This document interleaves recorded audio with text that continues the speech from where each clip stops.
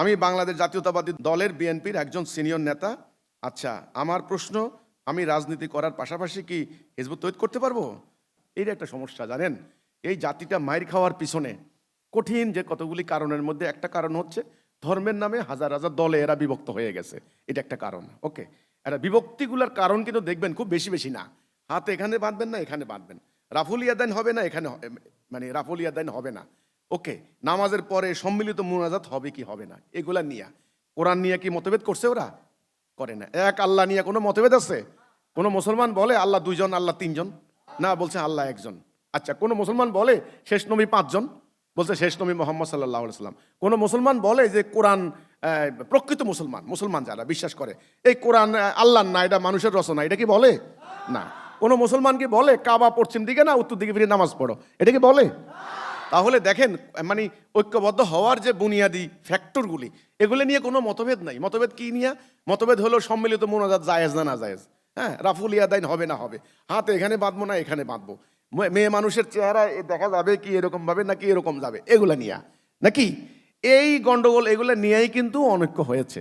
তো ধর্মের নামে এভাবে দল হয়েছে। আর এই মানে রাজনৈতিক আদর্শ, জাতীয়তাবাদ, ন্যাশনালিজম, সেকুলারিজম, সোশ্যালিজম, এই ধরনের ইজম এবং ক্র্যাসি, ডেমোক্রেসি, এই ধরনের ক্র্যাসি, এই ইজম আর ক্র্যাসি এগুলো কিন্তু ওয়েস্টার্ন সিভিলাইজেশন থেকে আসছে, এগুলো ইসলামের মতবাদ নয়।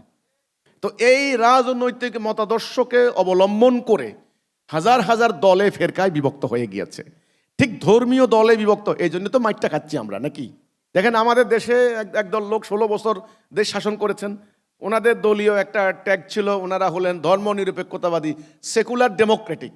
ওনারা কিন্তু দেশ থেকে পালিয়েছেন, ওনাদের দেশের আর কোনো অস্তিত্ব নাই। ওকে, এখন যারা পাওয়ারে আসছেন ওনাদের নাম হলো জাতীয়তাবাদী, ডেমোক্রেটিক অ্যান্ড ন্যাশনালিস্ট। ওকে, তাহলে জাতীয়তাবাদী গণতান্ত্রিক। তো এখন ওনারা দেশ শাসন করছেন। আমার কথা হলো, আপনি যে বললেন যে আপনি জাতীয়তাবাদী দলের সদস্য, আপনি কি হিজবুত তৈরি করতে পারেন কিনা? আমাদের আন্দোলনের একেবারে বেসিক নীতি, আমাদের আন্দোলনে যারা আসবেন তারা প্রচলিত বর্তমান বিদ্যমান কোনো রাজনৈতিক কর্মকাণ্ডে সম্পৃক্ত হতে পারবেন না। এটা হলো আমাদের আন্দোলনের একেবারে বেসিক নীতি। এখন আপনি যদি মনে করেন যে আমি জাতীয়তাবাদী দল করব, আমি হিজবুত তৌহিদকে সমর্থন করব, সেটা আপনার ইচ্ছা। আমি তো কারো মনের উপর জোর করতে পারি না। জোর করতে পারি? আমি জোর করতে পারি না। আমি বরং এটুকু অ্যাপ্রিসিয়েট করতে পারি, আমি আপনাকে ধন্যবাদ দিতে পারি, অন্তত বিএনপির একজন নেতা হয়েও আপনি আমার আন্দোলনকে সমর্থন করছেন, ভালো জানছেন, অন্তত আমার পক্ষে আপনি সমর্থন ব্যক্ত করেছেন। এই কিন্তু মনে রাখবেন, আল্লাযিনা আমানু ওয়া হাজারু ওয়া জাহাদু আ'যামুদ দারাজাতা ইনদাল্লাহ। কোরআনে আল্লাহ বলছেন, যারা ঈমান আনে, হিজরত করে এবং জানমাল দিয়ে জিহাদ করে, তাদের দরওয়াজা আল্লাহর কাছে অনেক ঊর্ধ্বে। আপনি যদি আল্লাহর কাছে দরওয়াজা ঊর্ধ্বে চান, তাহলে আপনাকে ঈমান আনতে হবে, হিজরত করতে হবে এবং জানমাল দিয়ে জিহাদ করতে হবে। বাস, আমি ইসলামের কথাই বলেছি। কিন্তু আমাদের আন্দোলনের বেসিক নীতি, কোনো রাজনৈতিক দল করা যাবে না।